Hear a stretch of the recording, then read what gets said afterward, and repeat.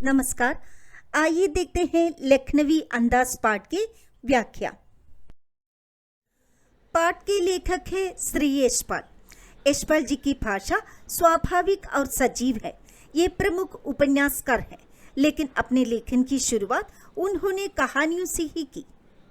लखनवी अंदाज, अंदाज मतलब स्टाइल, तो लखनवी अंदाज मतलब लखनऊ के नवाबों का अंदाज। यशपाल जी ने लखनवी अंदाज व्यंग्य यह साबित करने के लिए, प्रूव करने के लिए लिखा था कि बिना कथ्य के कहानी नहीं लिखी जा सकती। कथ्य मतलब क्या है? कहने योग्य विषय खंडन के बिना कहानी नहीं लिखी जा सकती। और साथ में पतनशील सामंती वर्ग की नकली दिखावे की जिंदगी पर भी वे कटाक्ष करते हैं। आपको पता है पाठ का नाम है लखनवी अंदाज। नवाबों की नवाबी तो अब नहीं रही, लेकिन कुछ लोग रही जिंदगी का दिखावा करते हैं। वे अपनी आदतों से, पुरानी शान और शौकत से, लाइफस्टाइल से, लखनवी अंदाज से बाहर नहीं आ पा रहे हैं। वे दिखावे की जिंदगी जी रहे हैं। वे चाहते हैं कि लोगों के मन में उनका जो चित्र है वो बना ही रहे। तो आइए पाठ शुरू करते हैं। लेखक को कहीं जाना था, गाड़ी छूटने वाली थी। आराम से सेकंड क्लास में जाने के लिए दाम अधिक लगते हैं। आराम से क्यों? पैसा अधिक होने से कम यात्री सफर करते हैं, भीड़ नहीं होती। लेखक को तो अधिक दूर जाना नहीं था। सेकंड क्लास का कम दूरी का टिकट तो बहुत महंगी ना थी। लेखक ने सेकंड क्लास का टिकट ले लिया। क्यों? भीड़ से बचने, एकांत में नई कहानी के संबंध में सोचने और खिड़की से बाहर दृश्य देखने के लिए लेखक ने सेकंड क्लास का टिकट ले लिया। और फिर क्या किया? लेखक फटाफट टिकट लेकर सेकंड क्लास के एक छोटे डिब्बे को खाली समझकर जरा दौड़कर उसमें चढ़ गए। लेकिन डिब्बा निर्जन नहीं था। मतलब सोचा था कि कोई नहीं होगा, लेकिन ऐसा नहीं था। एक बर्थ पर एक नवाब साहब बहुत सुविधा से, आराम से बैठे थे। और सामने क्या रखा है? 2 तासे चिकने खीरे तौलिए पर रखे थे। आगे देखिए। डिब्बे में लेखक का सहसा कूद जाने से सज्जन की आंखों में एकांत चिंतन में विघ्न का असंतोष दिखाई दिया। मतलब क्या है? लेखक का आना नवाब को बिल्कुल अच्छा नहीं लगा। लेखक ने सोचा, क्या सोचा? सेकंड पैराग्राफ देखिए। ये भी कहानी के लिए सोच की चिंता में हो या खीरे जैसी अपदार्थ वस्तु का शौक करते हुए देखे जाने के संकोच में हो। मतलब लेखक ने सोचा कि नवाब साहब भी अकेले बैठकर कहानी लिखने के बारे में सोचने या खीरा आराम से खाने के लिए सेकंड क्लास में चढ़े होंगे। अब अचानक लेखक जो आ गया, एक अनजान आदमी के सामने, अब खीरा खाएंगे कैसे? या खीरे को अपदार्थ क्यों बताया है?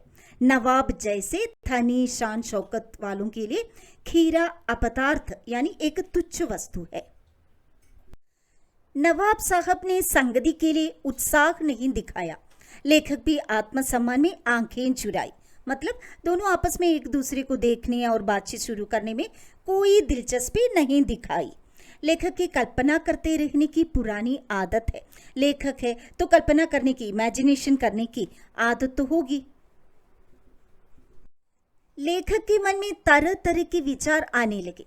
लेखक सोचने लगे कि नवाब साहब मुझे देखकर खुश क्यों नहीं है। शायद रीजन क्या है? देखिए पैराग्राफ देखिए।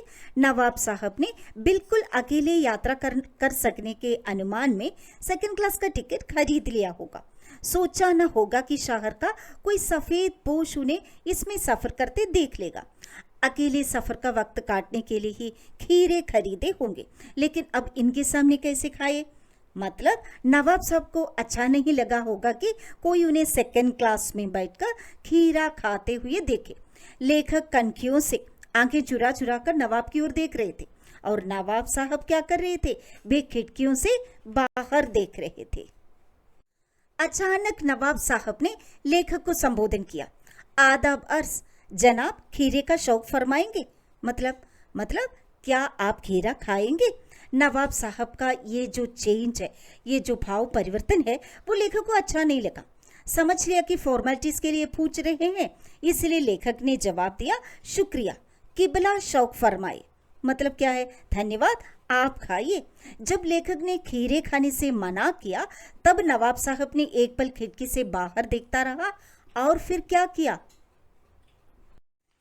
खीरों के नीचे रखा तौलिया छाटकर सामने बिछा लिया। फिर लोटा उड़ाकर दोनों खीरों को धोया और तौलिए से पोंछ लिया। फिर क्या किया, जेब से चाकू निकाला, फिर दोनों खीरों के सिर काटे और उन्हें गोद कर छाग निकाला। ये छाग क्यों निकालते हैं? ताकि उसका कड़वापन जाए। फिर खीरों को एहतियात से माने सावधानी से छीलकर फांगों को, फांगे माने खीरे के टुकड़ों को तौलिए पर रखते गए, सजाते गए। ओके, तो खीरा बेचने वाला उसका तरीका जानते हैं। आपने देखा है ना कि खीरा बेचने वाले क्या करते हैं, खीरे के साथ जीरा मिला नमक और लाल मिर्च की पुड़िया भी देते हैं। तो नवाब साहब ने भी खीरे के टुकड़ों पर जीरा मिला नमक और लाल मिर्च का पाउडर डाल दी। उनका मुंह खीरे की रसास्वादन की कल्पना से प्लावित हो रहा था, माने खीरे को देखकर उनके मुंह में पानी आ रहा था। खीरा खाने का उन्हें बड़ा मन कर रहा था। नवाब साहब ने फिर एक बार लेखक से कहा, वल्ला शौक कीजिए, लखनऊ का बालम खीरा है, मतलब ये लखनऊ का खास खीरा है, आप खाइए। नमक मिर्च छिड़क दिए जाने से तासे खीरे की पनियाती फांगे देखकर लेखक के मुंह में पानी जरूर आ रहा था। पनियाती फांगे मतलब नमक मिर्च डालने से खीरे से पानी निकल रहा था। खाने को तो बड़ा मन कर रहा था, लेकिन क्या करें, इनकार तो कर चुके हैं। इसलिए जवाब दिया, शुक्रिया, इच्छा नहीं हो रही है, पेट कमजोर है, आप खाइए। नवाब साहब ने सतृष्ण आंखों से माने प्यासी आंखों से खीरे की ओर देखा। खिड़की के बाहर देखकर दीर्घ श्वास लिया, माने लंबी सांस ली। फिर खीरे की एक फांग उड़ाकर होठों तक ले गए। फांग को सूंघा, स्वाद के आनंद में पलके मुंद गई। मुंह में भराया पानी का खूंट गले से उतर गया और फिर क्या किया, खिड़की से बाहर छोड़ दिया। नवाब साहब खीरे की फांगों को, टुकड़ों को नाक के पास ले जाकर वासना से रसास्वादन कर खिड़की के बाहर फेंकते गए। नवाब साहब सब फांगों को खिड़की के बाहर फेंक कर तौलिए से हाथ और खून पूंछकर गर्व से लेखक की ओर देखा, मानो कह रहे हो ये है खानदानी रईस का तरीका। नवाब साहब ने ऐसा क्यों किया? वे स्वयं को खास दिखाना चाहते थे। वे आम लोगों की रीति से हटकर अलग सा कार्य करके अपनी नवाबी दिखाना चाहते थे। फिर क्या किया, नवाब साहब लेट गए। नवाब साहब खीरे की तैयारी और इस्तेमाल से थक कर लेट गए। लेखक को मानना पड़ा कि ये है खानदानी तहसीन, नफासत और नसाकत, माने वाह, यही है इनका तरीका, इसे कहते हैं नवाबी अंदाज। लेखक गौर कर रहे थे कि खीरे की सुगंध और स्वाद की कल्पना से खुश होने का ये बढ़िया तरीका तो जरूर कहा जा सकता है, परंतु ऐसे तरीके से पेट थोड़ी भर सकता है। अचानक नवाब साहब की ओर से भरे पेट के ऊंचे डगार की आवाज सुनाई दी। अरे ये क्या, बिना खाए इनका पेट भर गया? पेट भरा होने पर ही डगार आता है ना। नवाब साहब ने लेखक की ओर देखकर कहा, खीरा लजीज होता है, मतलब टेस्टी होता है, लेकिन होता है सकील, मतलब पचता नहीं है, नामुराद पेट पर, मैदे पर बोझ डाल देता है। लेखक के ज्ञान चक्षु खुल गई, पहचाना ये है नई कहानी के लेखक। खीरे की सुगंध और स्वाद की कल्पना से, इमेजिनेशन से पेट भर जाने का डगार आ सकता है, तो बिना विचार घटना और पात्रों की लेखक की इच्छा मात्र से नई कहानी क्यों नहीं बन सकती? खीरे की सुगंध और स्वाद की कल्पना से पेट भर जाने का डगार बिल्कुल नहीं आ सकता। उसी प्रकार कहानी की रचना उसके आवश्यक तत्व माने कथा वस्तु, घटना, पात्र, मतलब प्लॉट, इंसिडेंट, कैरेक्टर्स आदि के बिना संभव नहीं है। वास्तव में कहानी क्या है? किसी घटना विशेष का वर्णन है।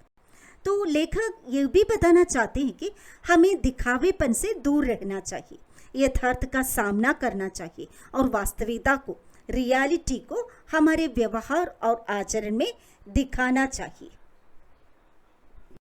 आशा है पाठ आपको समझ में आया होगा। इसी प्रकार व्याख्या, एमसीक्यू, व्याकरण और प्रश्न अभ्यास के लिए चैनल को सब्सक्राइब और लाइक जरूर करें। फिर मिलेंगे। मैं डॉक्टर CR बीना। धन्यवाद।